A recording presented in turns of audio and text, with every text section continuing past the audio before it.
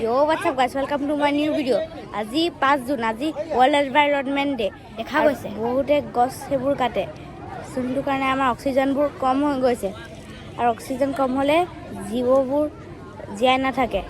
সেইটো কাৰণে আমাৰ গছ পুলি ৰুব লাগে। আৰু বৰষুণ হোৱা মাত্ৰাটো কম হৈ গৈছে। সেইটো কাৰণে গ্লোবেল ৱাৰ্মিং হৈছে। আৰু গ্লোবেল ৱাৰ্মিং হোৱাৰ কাৰণে ঠাণ্ডা জেগাবোৰত বৰফবোৰ একদম গলি গৈছে সেইটো কাৰণে কিছুমান জেগাত বানপানী হৈছে তো কিছুমান জেগাত খৰাং হৈছে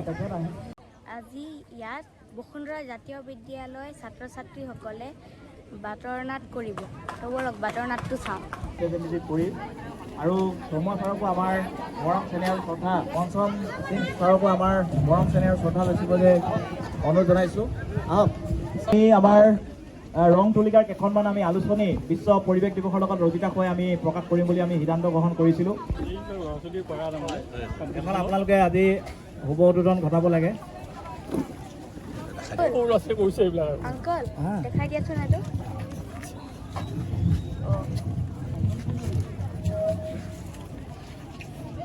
তোমাৰ নিচিনা কণমানি ল'ৰাবিলাকে বনাইছে ফ্ৰেণ্ডছ আপোনালোকে যদি এতিয়ালৈকে মোৰ চেনেলটো ছাবস্ক্ৰাইব নাই কৰা তো কাইণ্ডলি ছাবস্ক্ৰাইব কৰি দিব মই এইদৰে আপোনালোকৰ কাৰণে সদায় সুন্দৰ ভিডিঅ' লৈ আহিম বাটৰ নাটৰ যিসকল শিল্পী আছে সেই অভিনেতা অভিনেত্ৰীসকলক অনুৰোধ জনাইছোঁ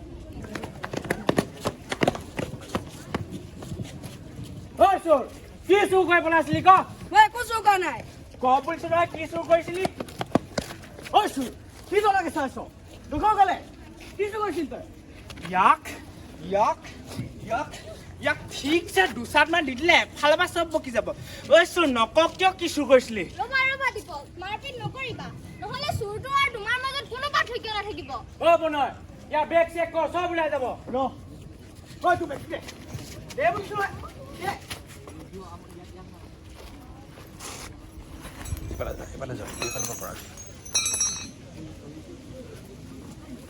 গজাল এইবোৰ আকৌ কি ঐ গজালৰ পৰা কেনে লগ পিছ এইবোৰতো পুৰণা গজাল ঐ চুৰ ক'ৰ পৰা আনিছ তই ইয়াৰ মতলব কিন্তু মই ভাল দেখা নাই ঐ চুৰ মই চুৰ নহয় তেন্তে গজালবোৰ ক'ত পালি তই ইয়াক মই নিজ চকুৰে দেখিছো খুব মানুহ ঘৰৰ সন্মুখৰ গছজোপাৰ পৰা জাপ মাৰি পলাইছে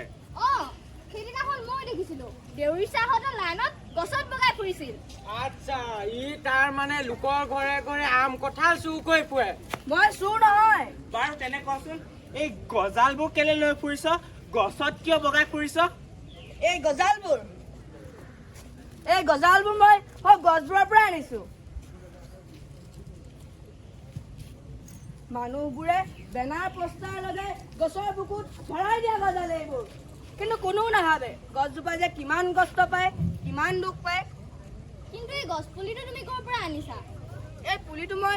অফিচটোৰ সন্মুখৰ পৰা আনিছো প্ৰত্যেক বছৰে ডাঙৰ ডাঙৰ মানুহবোৰ আহি গছ পুলি ৰুৱে ফটো তোলে বাহ হাত চাপৰি বজায় কথাটো পিছে হয় প্ৰত্যেক বছৰে 5 জুন তাৰিখে তাত গছ পুলি ৰুৱে কিন্তু কতা তাতচোন এজোপা গছ নাই তেন্তে পুলিবোৰ কি হয় অকল ৰুলে হ'বনে ঘেৰা জেওৰা নিদিয়া বাবে গৰুৱে খায় ছাগলীয়ে খায় তেন্তে এই পুলিটো তুমি কি কৰিবা এই পুলিটো মই ৰুম প্ৰতিপালন কৰিম ডাঙৰ কৰিম ইয়াৰ ছাদ বহি জিৰাম কোনোবাই চুৰ বুলি চিঞৰিলে তাক খেদি ধৰি মাৰপিট কৰাটো উচিত নহয় সঁচা কথা তেনে মাৰাত্মক ভুলৰ বাবেই কাৰ্বি পাহাৰত অভি আৰু নীলৰ দৰে দুজন শিল্পীক আমি হেৰুৱাব লগা হ'ল সঁচা কথা ক'লা প্ৰণয় অভি আৰু নীলৰ কথা মনত পৰিলে বৰ দুখ লাগে তোমাৰ কথা বতৰাবোৰ বৰ ভাল লাগিছে কোন স্কুলত পঢ়া তুমি যোৱা বছৰ মোৰ দেউতা ঢুকাল মায়ে পঢ়াব নোৱাৰাৰ বাবে ক্লাছ 10ত স্কুল এৰি দিলোঁ কি ঠিক আছে বাৰু মই মোৰ দেউতাক কৈ তোমাক প্ৰতি মাহে 50 টকাকৈ দিম আমাৰ লগত আমাৰ জাতীয় বিদ্যালয়ত পঢ়িবা নেকি বৰ ভাল হ'ব মই তোমাক 50 টকা দিম মই দিম তেন্তে 50 টকা হ'লে ময়ো দিব পাৰিম ঠিক আছে মই দিম তোমাক 50 টকা আৰু লগতে আমি ছাৰক ক'লে ইয়াৰ এডমিশ্যনটো নিশ্চয় ফ্ৰী কৰি দিব পঢ়িবানে নিশ্চয় পঢ়িম তোমালোকক বহু ধন্যবাদ লগতে আমি বিদ্যালয়ত গছপুলি ৰুম নহয়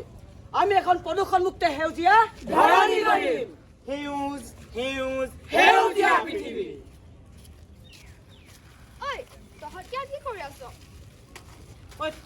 ৰাস্তাতে পলিথিনবোৰ পেলালি তুলি থৈ যা ঐ তহঁতি নাজানো নেকি য'তে ত'তে যে পলিথিন পেলাই উঠা যা উঠা কি বাদ দেহে তহঁতৰ লেকচাৰ ক'ত পেলাম তেন্তে বৰ পৰিৱেশবিদ জন ওলাইছে ডাষ্টবিনত পেলাবি আকৌ প্লাষ্টিক পলিথিন এইবোৰে পৰিৱেশ দূষিত কৰে মাটিৰ উৰ্বৰতাও নষ্ট কৰে প্লাষ্টিক পলিথিন থকা জেগাত গছ গছনি নহয় চাবাচোন তোমালোকৰ কথাবোৰ শুনি মোৰ বৰ ভাল লাগিছে কোন আজিৰ পৰা আমাৰ বন্ধু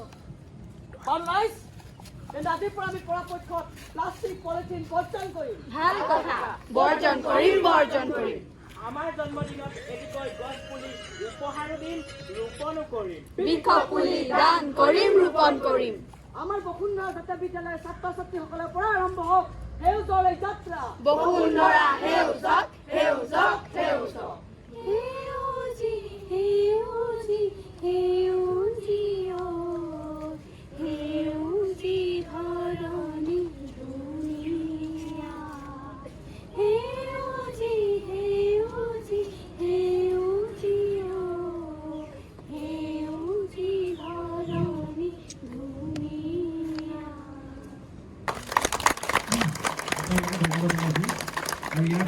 অংকল আজি বাটৰ নাটৰ উদ্দেশ্যটো কি আজি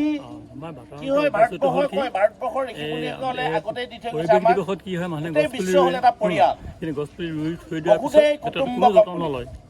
গোটেই বিশ্ব মানে এটা মৰি পৰিয়াল যায়গৈ মানৱ জাতি এটা গছ পৰিয়াল এটা নাথাকে কনচেপ্ট হৈ গৈছে ভাৰতবৰ্ষৰ সেইকাৰণে আমি কৰিছোঁ কি এইবাৰ বাটৰ নাটৰ যোগেদি আৰু গোটেই বিশ্বক জীয়াই ৰাখিবলৈ হ'লে মানুহবিলাকে যাতে পৃথিৱীৰ অন্যান্য উন্নত ৰোৱাই ৰাষ্ট্ৰই নহয় কিন্তু চাই আছে আমাৰ প্ৰতিপালন কৰি ডাঙৰ দীঘল কৰাত যত্ন কৰে তাৰমানে এইটো উদ্দেশ্য ভাৰতবৰ্ষলৈ এইকাৰণে চাই আছে তাৰ অত্যাধিক লোৱাটো পাপ বুলি কোৱা হয় অত্যাধিকভাৱে যদি আমি গ্ৰহণ কৰিবলৈ যাওঁ ধ্বংস কৰিবলৈ যাওঁ তেতিয়া আমাৰ সমাজে কি কয় পাপ বুলি কোৱা হয় আজি যি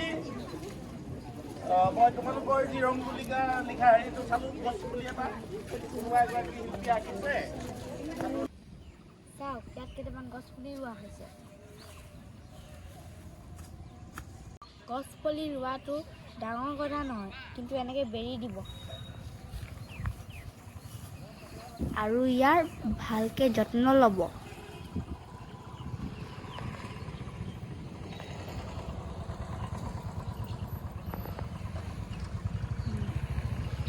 আজিৰ ভিডিঅ'টো আপোনালোকক কেনেকুৱা লাগিলে ভাল লাগিলে যদি লাইক কমেণ্ট আৰু ছাবস্ক্ৰাইব কৰি দিব বাই বাই